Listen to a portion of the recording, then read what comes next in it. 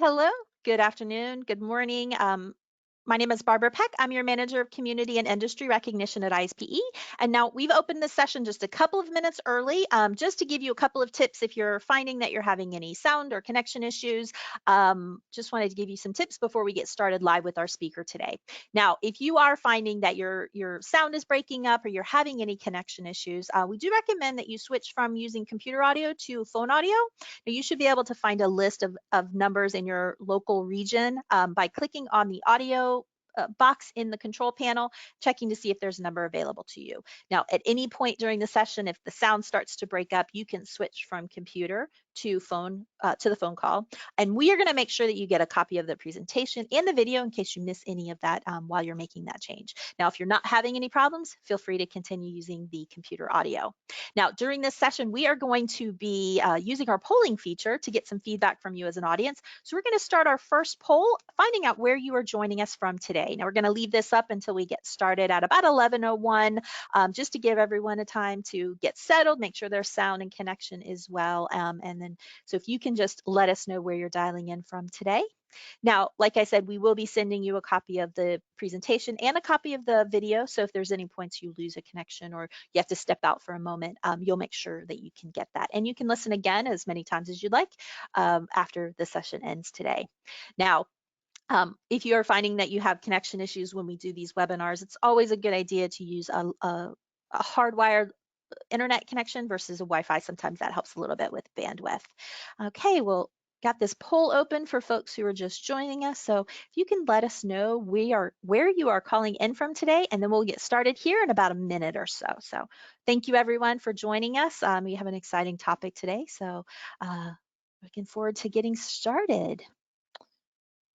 Okay, just leave this open for another few seconds, and then we will share where everyone is dialing in from today.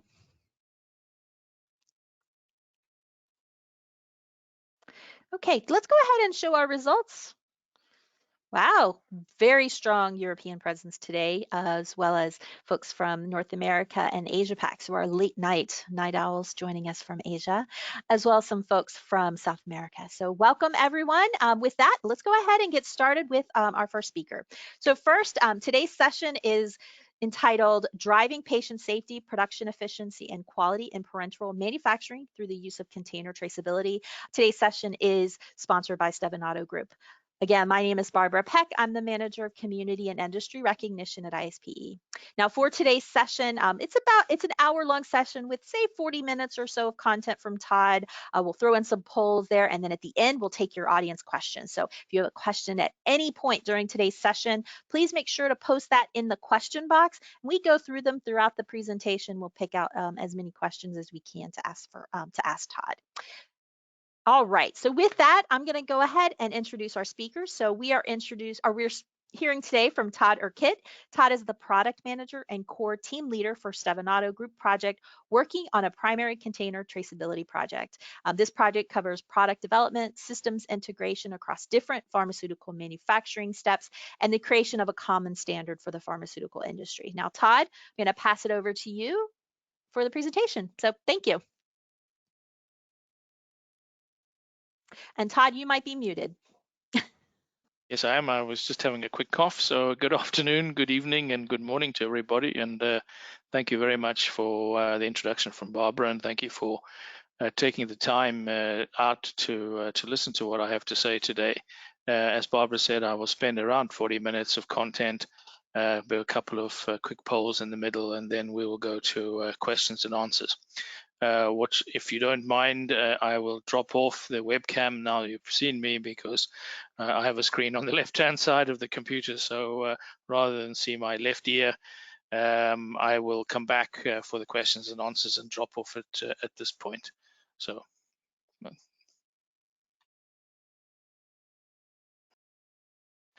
Here we go. I'm hoping everybody can hear me. We have a significantly large group of people attending today, and I'm very grateful for your time. And I will talk you through really about container traceability in pharmaceutical manufacturing. So if you bear with me while I change the slide, hopefully it'll move. in a second or two.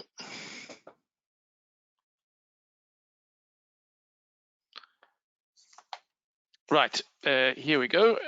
So what I really want to talk to you about today, as I said, is about container traceability. And really at the beginning of the presentation, I wanted to map out what are the objectives of today's session.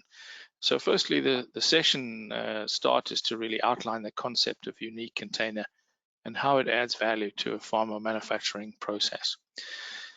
Secondly, and I think most importantly, is how we as Stevanato Group have been working across the board for a significant period of time, but particularly in the last year, to create this is what I call an open source solution.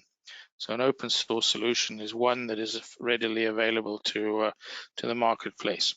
And I will explain during the presentation how we've gone about this and how we intend to continue our development of this. So if you could bear with me for the next 35-40 minutes or so, I'll talk you through this. In terms of an agenda, what I wanted to discuss today was just to briefly introduce you to the concept, and then expand a little bit more on the value proposition for this concept, to look at some of the industry feedback that we've had, concentrate a little bit of time on some standards and creation of standards, cover the impact or lack of impact of the barcode on the automated inspection process, look at product availability, and then to really try and summarize everything towards the end, basically. So,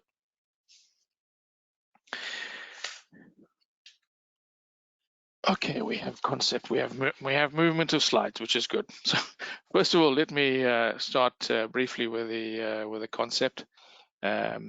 And try and explain this to everybody. Now, there are some people, I'm sure, in the audience who are aware of the concept of serialization, but I will try to explain it very briefly to people who may not be aware of it. So, concept or traceability or serialization is about creating a unique serial number or a unique identifier, UID as it's sometimes called. And in this example here on the slide, BP39HG72 would be your serial number or unique identifier. And what we do is we create that into a unique 2D data matrix barcode that is machine readable. And that's really designed so that the number and the identity can be read by machines at high speed. And that is the equivalent of basically giving a container a fingerprint that is unique or as yours or mine. So instead of really having vanilla glass, as I call it, where each container is the same, you now, as you see in the picture below, have containers that have a unique identity. And basically that's a little bit like having Todd or Melania as containers. And therefore with that unique identity, you could start to do a huge number of things with traceability. Now, if I look at the picture on the right-hand side, you'll see some marked containers. The one that's on the very left, which is a vial which doesn't appear to have anything marked on it, actually has the barcode marked on the bottom of the container. And but it's not easy to see in this particular picture. Now, the point of this picture on the right is not to show how fancy anything is, but really to show you that we can pretty much put the barcode anywhere you like on the container. And that is quite important. There are certain no-go areas, such as the neck and the flange of a syringe, for example. And those no-go areas are not because we don't feel like putting them there.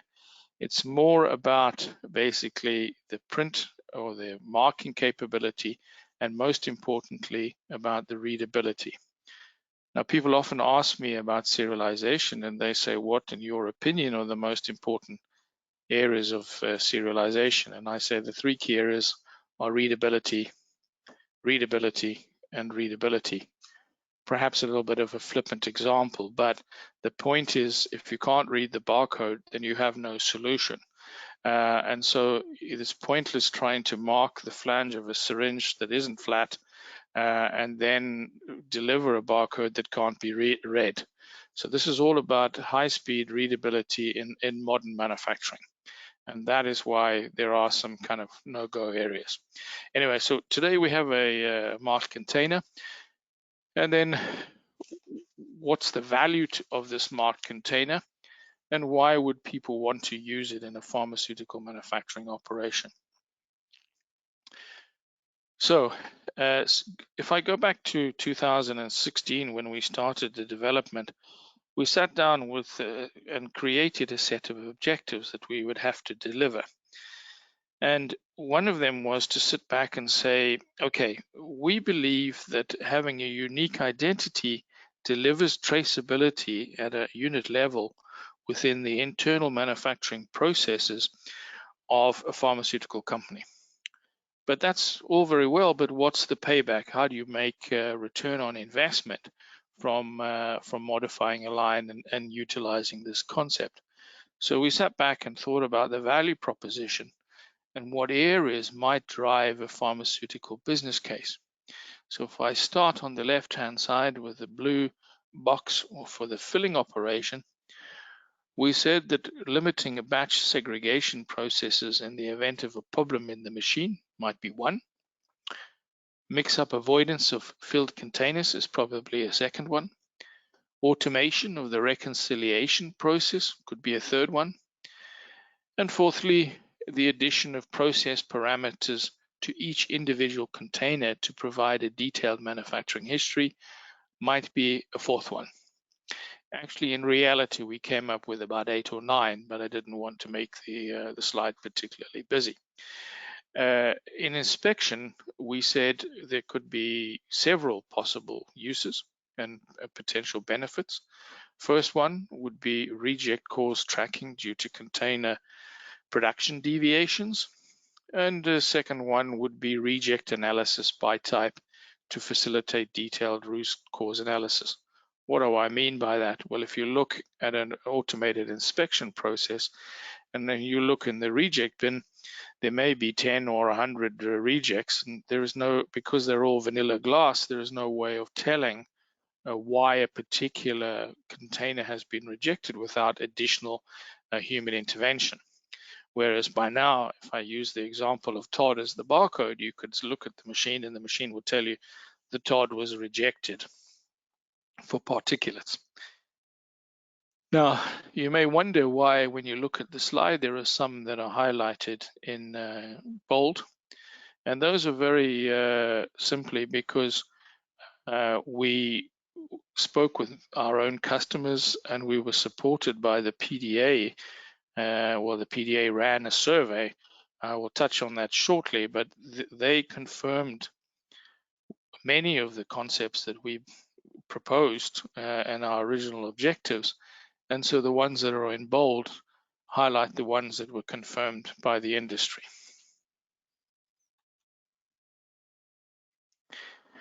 So as I said, let me touch briefly on the industry feedback that we received. Now, as I said, we undertook research within our own customer base and people that we knew within the industry, and some of the customers helped to drive a business case and help us understand how you would drive that business case. But more importantly, we were supported, or the PDA, should I say, rather ran some research on the primary packaging at the end of 2019. So in Q4 2019, the PDA approached some of its members and issued a survey for traceability of primary packaging. And the reason they felt that this was important was there is now today increased regulatory scrutiny on traceability for manufacturing processes. And I understand that on the basis that if you look at parenteral medicines, they are very complex products to create, and filling and automated inspection and glass, etc., are complex parts of that process. And because there is now this increased regulatory scrutiny, a lot of the large pharma companies have started to place high-level focus on traceability. And so it was probably quite good timing that the PDA decided to run this survey. Now, if I just try and use the pen here for a second, and I will apologize in advance for my poor ability to control a mouse on a big screen. And just to point out that you can see there's a line here, red line at 50%. There's no real rationale behind that, but more really to indicate a sense of scale above. And so 68% of the people that were surveyed indicated that they were interested in using primary containers traceability. And the key areas that they highlighted are these that, with my best ability to draw a nice round circle, for which I'm failing miserably, were the ones that people indicated might be the greatest consideration for implementing traceability. Now, if you look at on the left side here, mix-up avoidance of filled containers relates to the blue bar here for 76%. The limiting of batch segregation in the event of a problem came out at 79%. 71% of people said that segregation of drugs in the market were a key area of use. And then traceability in the event of a product recall was rated very highly at 82%. So as you can see, there is quite a strong overlap between what we thought and what the industry confirmed via the PDA survey. Now, in the same survey, the PDA asked and said to people, bear with me a second while I change the slide. Seems to be a bit of a lag. The survey asked, what do you believe are the potential roadblocks in using and managing serialized primary containers internally? Again, I will try and draw a rather poor circle and highlight these columns in blue.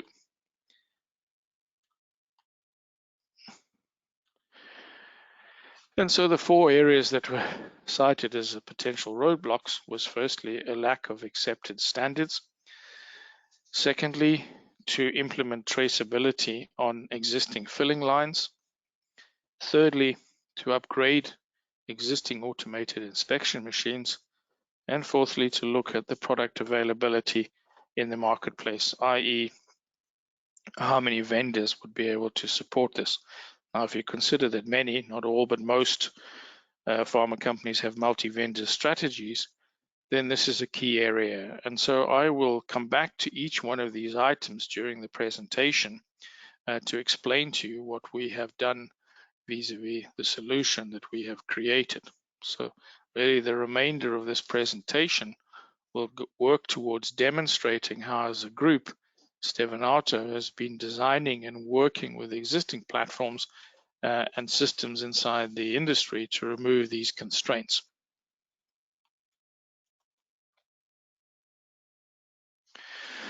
Now, when I first became involved in serialization a long time ago, before the wheel was invented, it was clear that standards were extremely important, particularly in the area of serialization, which at that time was new and novel. And we as an industry like and love standards, and they are actually very, very important for all people in the industry. And you might wonder why that's important, but it's important because it allows all of us to operate on a level playing field and to look at and understand what are the key requirements of what we're trying to achieve. Now, if I look at in the next slides, a quick overview of some of the differences in technology that we see in terms of traceability. I'm not going to read every single line on this slide, you'll be pleased to know, but more really to highlight key areas which have been marked in blue. So for standards, the Stevanato solution has followed right from the beginning the global pharma standards of serialization and serialization traceability that are used for either DSCSA or the Falsified Medicines Directive and any of the others that have followed in their footsteps. And the whole idea of that was to be sure that we were compatible with those and could retrofit into those solutions. Today, there are laser solutions, and none of them use any Pharma standards for serialization. And there's an RFID solution or solutions, and today they are not following any particular Pharma standards. However, I would add that right now there are pilots and a consortium involved in this subject, and there is a move to try and create uniformity and, let's say, a standard of traceability using RFID within the industry, from literally manufacturing through the supply chain to the clinic and or doctor. Going down to the bottom, I talk about reading systems, and as I probably mentioned, it's a subject dear to my heart. The Stevanato solution was designed to be read with standard cameras. Laser solutions that exist today require very specific equipment and implementation. And that being because they are very small 2D barcodes with a lack of contrast, and therefore they need some really clever optics and cameras for readability. And then on the RFID situation, they can be difficult to read. You need specific reading and writing algorithms, and those algorithms and requirements depend a little bit on the type of chip, whether it's a UHF or some other type of chip, such as an NFC.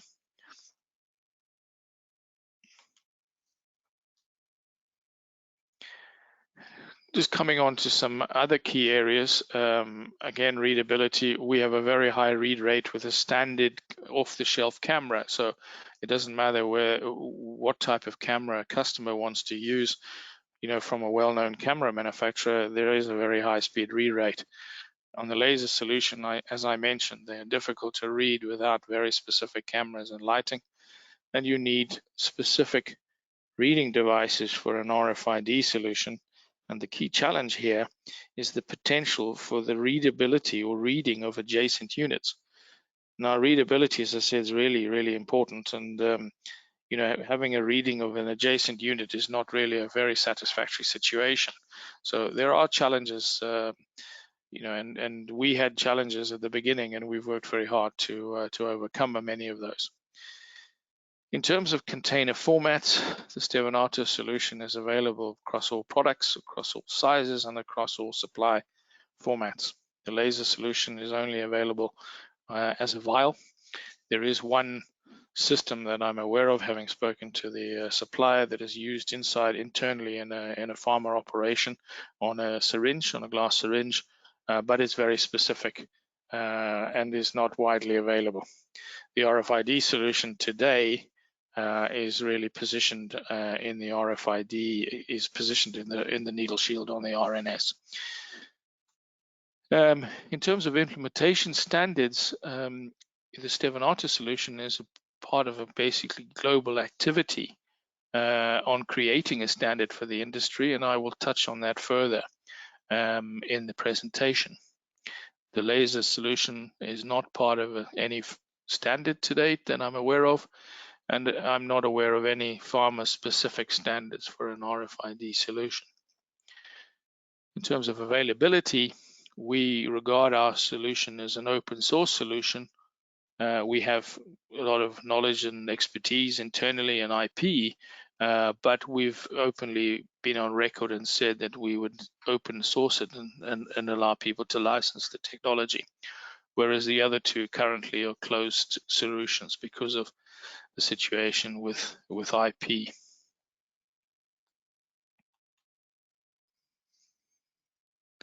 So what have we been doing in terms of standards? Just if I go back to the start of 2019, I approached a range of different standards agencies, and over the period of the year, we discussed with a number of them about the creation of a standard or an industry guidance document.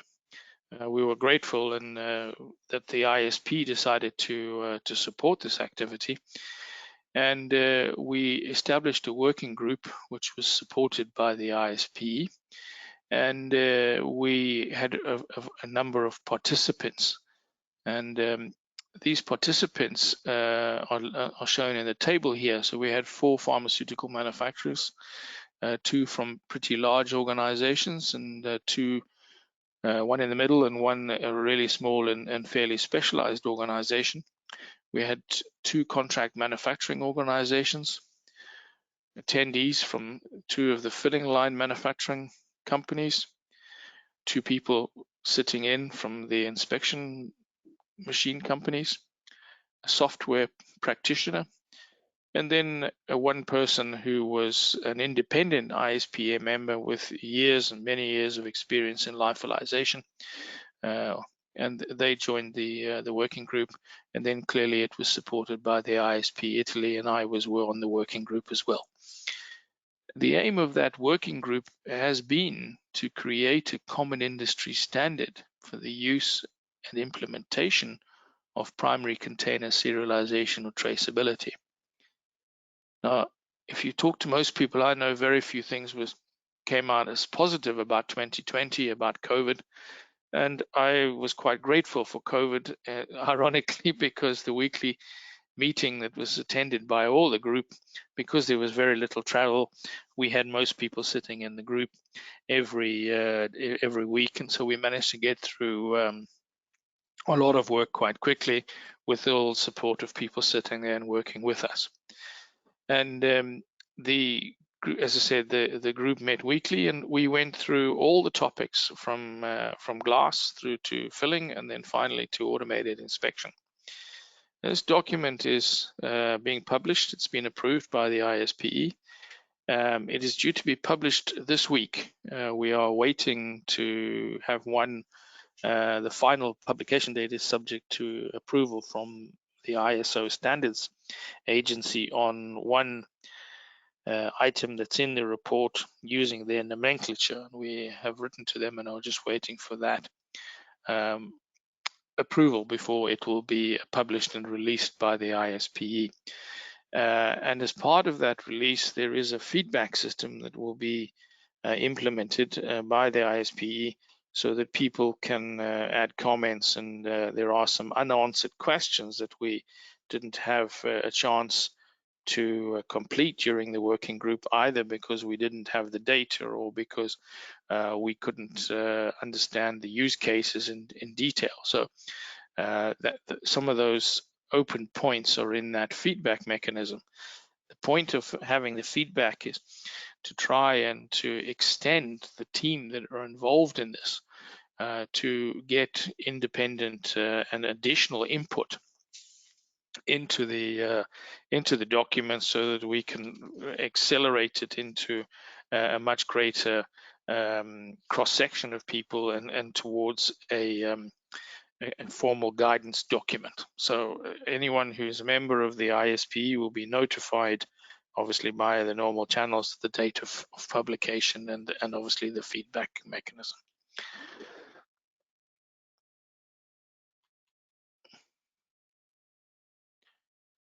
Good news. You get a piece from my voice droning on in the background. And here is a poll. And this poll is multi-choice, and you can pick one or many of the different criteria listed on the poll here. And so the question is, in your organization, who would be the key stakeholders to influence a decision to implement the container traceability solution? So I will leave you in peace for the next 30 seconds or so, and then pick up after this.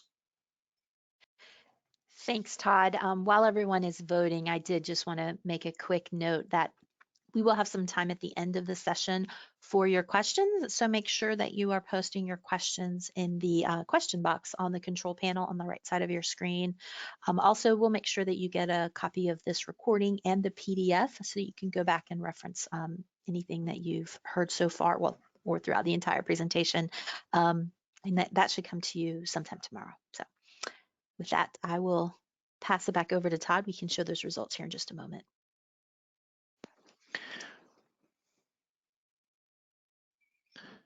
Okay, well, we're just, yeah, I think here come the results. That's interesting. The split with quality leading at 71%, and then closely followed by almost a tie between aseptic processing, visual inspection, and regulatory, with engineering being the second. Thank you very much for taking the time to answer that.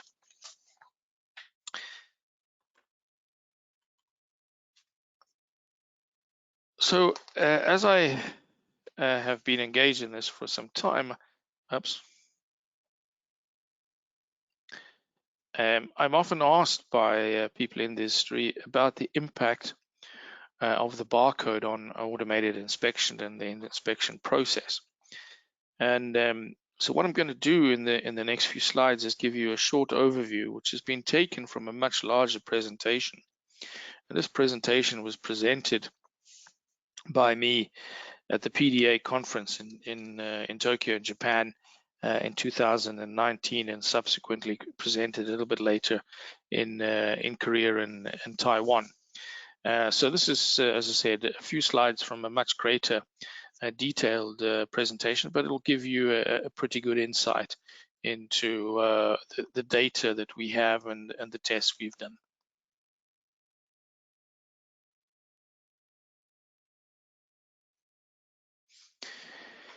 So looking at the 0.5 ml syringe, I seem to have lost full screen mode, but that's not the end of the world. What we have here, as you can see in the top picture on the left-hand side, is standard 0.5 ml syringe, and these were sent to a third party for an inspection company for testing. We were looking at various criteria such as cracks, etc. But the most important aspect was to test the readability of the barcode along with some of those challenges. And if I look at the pictures on the left-hand side at the bottom, you can see various pictures of the 2D barcode. And I'm very pleased to say that we had really good feedback about the readability of the barcode with both line scan cameras and with matrix cameras. And in some cases, as you see in the right-hand picture of the three, we were able to read the barcode even with some bubbles which behind the barcode. Now that's obviously not normal practice, but it's worth testing these types of scenarios. Over on the right-hand side, you see a barcode that has been placed directly over the plunger. Now, clearly, this position is not recommended because in a syringe, the plunger is the CCS, and you obviously need to then be able to evaluate with an inspection machine the integrity of the container closure. And obviously reject anything that has a challenge in this particular area. So again, not recommended, but what we do see here is that the barcode can be read and seen with some lighting and is still readable. So it's a very strong endorsement of the readability mantra that I hopefully stick with.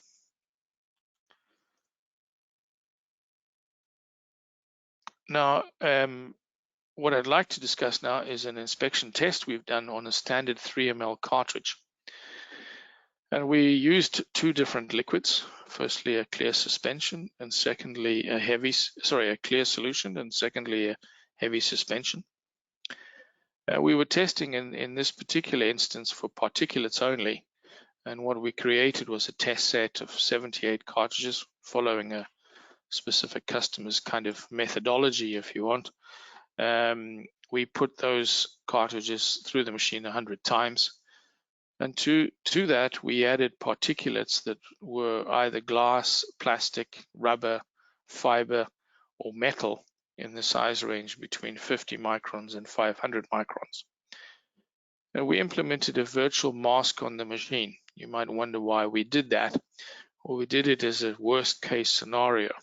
If you look at the barcode that's on the left-hand side, the barcode, when it's in the machine and spinning, and sometimes up to 1,000 RPM, it's actually, people's perception is that barcode is actually a solid black square or line, if you want, across the image, depending on the camera. In reality, it's not like that. Actually, you can see through the barcode, and if one knows about anything about particulates, you're inspecting for the trajectory, or the vapor trail, as I call it, of the particulate as it moves through the container and through the liquid. Now, what we did is, that standard barcode you see on the left is around 5 millimeters square, and we used a 7 millimeter by 7 millimeter solid block, and then we extended that so that it was a 7 millimeter high solid mask right across the middle of the container. Now, what we also did is, it was to move the mask up at different positions on the length of the cartridge. I will show you this in the next slide. And then we tracked the inspection performance for this 7,800 cartridges. So just if I start on the right-hand side of this slide, you will see a picture of a 3 ml cartridge with a plunger at the bottom and obviously the closure at the top. And so the barcode was positioned, or the mask, if you want, was positioned starting with the top of the mask at 19.5 millimeters, just down over here. And then we moved it vertically up the container in this direction to the top. On the left-hand side is the graph, which is plotting inspection performance for particulates in a solution. And on the y-axis, a reduction in inspection machine performance. And on the x-axis, the position of the lowest impact on inspection. So what we see in this example is that we had an impact on inspection of 0.08% for the clear liquid using the 7 millimeter high solid line. And it was positioned, the best position for the data matrix was roughly halfway up the container, about where the arrow is pointing to the container, between 39 and 41 millimeters. We tested exactly using the same scenario with the suspension. Again, moving it up the container, again using the same reduction in inspection performance and position on the data matrix. And what we see here is that the performance degradation has dropped to 0.01%, but interestingly, the position has moved. And we were a little bit confused by this at the beginning, but then after doing a little bit of research and understanding, we realized that when you are spinning in the machine, the liquid is basically creating a vortex, almost like a figure of 8, not quite, but almost like that. And that position of the pinch point, if you want, of the vortex is defined by the liquid, and therefore will appear at different places in the container.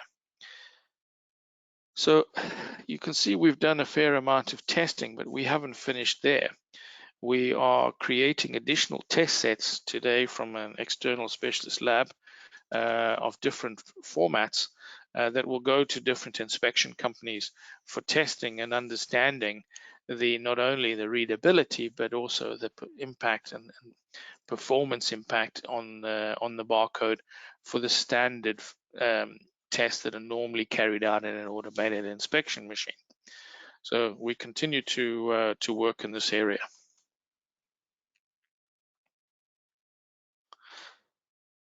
Now, as I touched on earlier, one of the key concerns was about product availability and, let's say, market acceptance of the solution.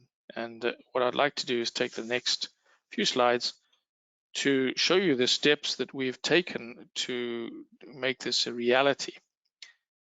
So in terms of the Stevanato solution and the high-level product roadmap, the marking process that you see in terms of the 2D barcode, the black marking process, This has been validated and is currently in production. It was validated and started in production in June of 2020. We have set up a process for all types of products, as I said, vials, syringes, and cartridges, and all sizes and all formats. And recently took delivery of a machine that will be what I call a serialization module, in that it creates a serial number, passes the serial number into the printing machine. It's printed, goes through a set of cameras which look at the barcode against certain ISO standards, and then accept that or reject the barcode based on that readability criteria. So today we have not for human use available in bulk format for testing by customers. And what I haven't really touched on it, but there is a long list of testing that we have done in a huge range of areas to ensure that the container actually, there is no impact of this barcode on the container and the performance of the container. And that data exists and is available. So we're supporting all of the development we've done with that data package, such as ink migration or areas such as that. As I said, we have worked hard. Oops, bumping the table, moves the mouse. We have been supported by the ISPE, and we expect this document to be published. And as I said, then it will be in the market for people to comment and to look at. We are developing what I call a readable nest and tub with a range of industry stakeholders, and I'll touch on that in another slide, but I will just explain what I mean by readable nest and tub shortly. And then we will have for human use samples available from the end of 2021. So what is a, sorry, slides take a wee while. So today, as I said, you can have bulk products. You can have product shipped in a ready-to-use format, and we're creating what I call the readable ready-to-use format. Now, the readable ready-to-use format uses a concept of aggregation, which is widely used today for secondary packaging and pharmacy, in pharmaceuticals, plus in other industry. This is about creating a parent and child relationship. In this case, the parent would be the tub, and the children would be the syringes that are indicated in this drawing. So in this case, you would have 4 children in the tub. Now, the tub may also be able to create the same relationship between the nest and the syringe, or the nest to the tub to the syringe, or vice versa. So we are developing this concept further.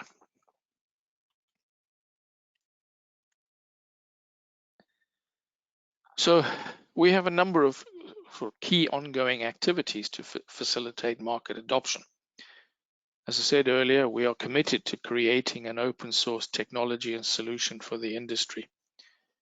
We have 3 stakeholders working with us to deliver key filling line requirements. As you saw earlier, this was a concern of the industry. And that work is focusing on enabling the possibility to retrofit solutions to existing lines. Furthermore, to enhance the traceability and data collection in machines, but more importantly, to have minimal impact on the existing systems, the sterility and the validation of those machines. So as I said, there are different stakeholders working with us, and quite a complex set of work to get through, with an expected delivery of 2021, so Q4, the end of this year. And on inspection, as I mentioned, we're testing additional product formats with additional test sets, but we are working with 2 industry stakeholders to enhance inspection machines to have built-in barcode reading algorithms, standard off-the-shelf reading algorithms, and understanding in a lot of detail what is the impact on inspection or lack of an impact on inspection. And again, the completion of that work is due for Q4 2021.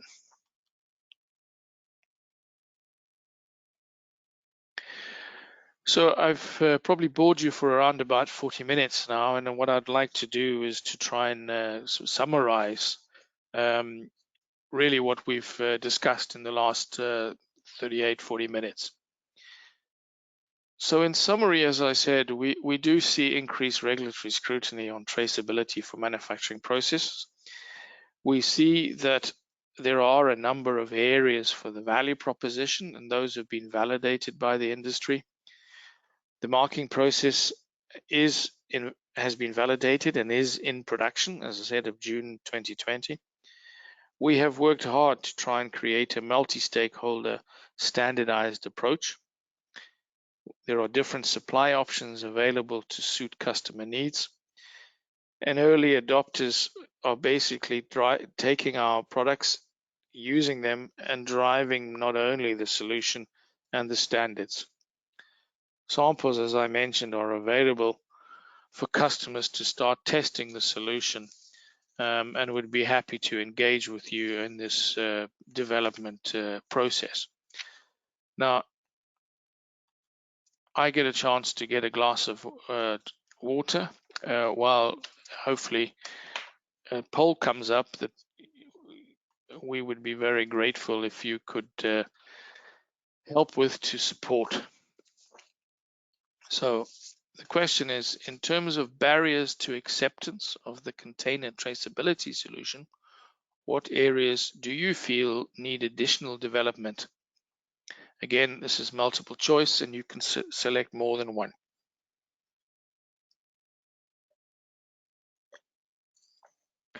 You know, Todd, while everyone is voting, I just wanted to put one last final plug in for the audience to submit their questions using the question box in the control panel on the right side of your screen. As soon as we finish this, we'll jump into that Q&A.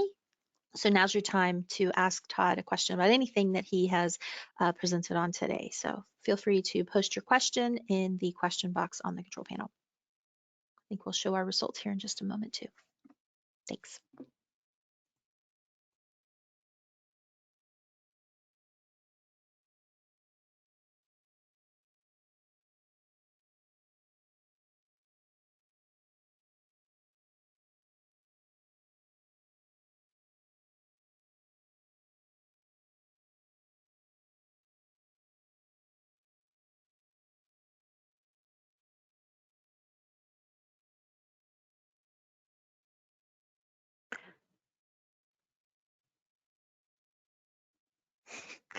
Hi, Todd.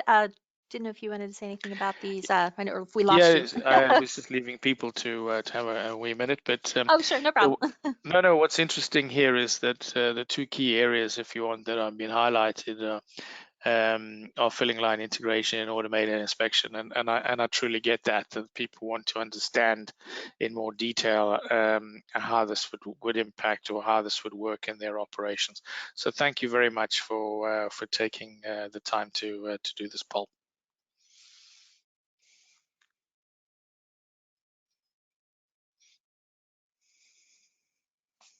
Okay, well, thank you, Todd, for that presentation.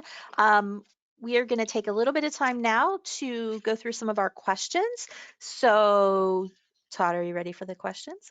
Indeed, I am. Okay. Not sure I'll be able to answer them, but I'll give it a try. Well, you know, if you can't answer the question, we can always go back, you know, maybe research it and then come back to the person who answered that or asked that question. So, okay. No for the first question, is the printing placed after the complete cosmetic inspection? No, yeah, sorry, I beg your pardon. I've just understood what you said in the question. Yes, the container goes through all the cosmetic inspection before it's marked, and then goes through another set of cameras, as I said, to check the readability. So there is no impact on the cosmetic inspection process. Okay. Our next question, as particulates move through the inspection process, I understand that the performance is not influenced much. How about cracks and other defects in the glass material? Indeed, things like cracks, for example, propagate from generally from the base of the container, and those can be seen, and there are all sorts of other ways of checking for cracks as well.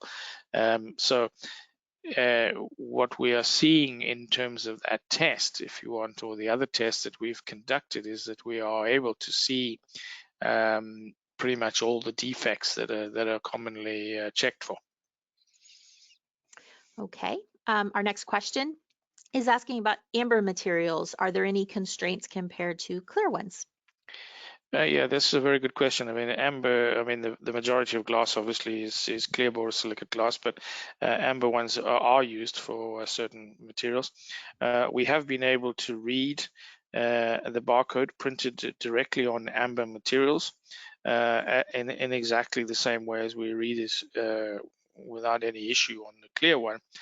To enhance the readability, you can change the contrast by having the barcode as white on the amber, and that process has been tested, and we know it works.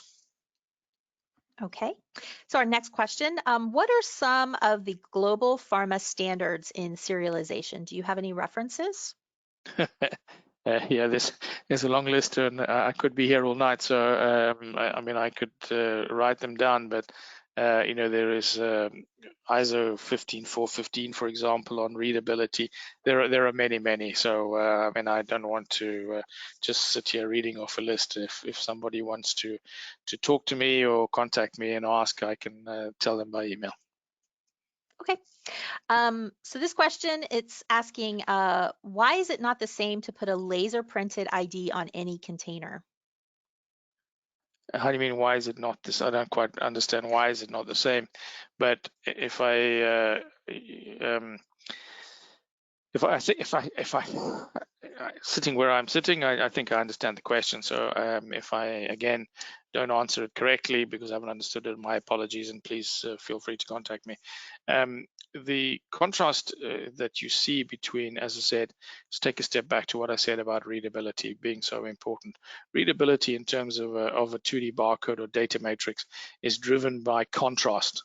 So you see you know, black on clear, or as I said, white on amber, because you have to be able to read very clearly the different squares and the different dots, if you want, inside the data matrix. In a laser, what you're doing is you still have the clear glass, but you're making a very fine blemish. Blemish is perhaps not the right word, but an opaque mark, if you want. And sometimes it's very difficult for standard cameras to see the difference between the clear glass and the mark. And so it's not easy. So therefore you need either very sophisticated camera systems or special lighting, or sometimes a combination of both. And normally laser systems are very small. I'm talking about 2 millimeters square as an average size. So that then it starts to you have a very small barcode in a clear container that doesn't have high contrast, is therefore an issue with readability. Okay, thanks, Todd. So our next question, Just audio. sorry, just to add to that Yeah, go question, ahead. by the way, I beg your pardon. Go ahead. At the beginning of the process, you know, I sat down with the team and we exhaustively looked at different technologies, and Stevanato had actually done a laser solution around 10 years ago for a customer. And what we realized was at that point, and as I said, we looked about 9 or 10 different technologies, that we had to move away from some of them, those types of solutions, because of this readability issue, because of the container, the curvature and the size and things like that.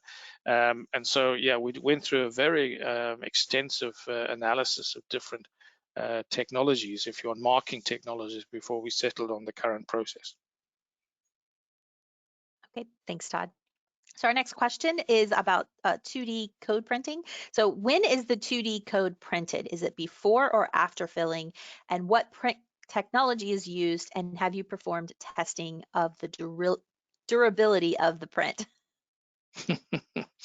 Yeah, it's printed as part of the container manufacturing process.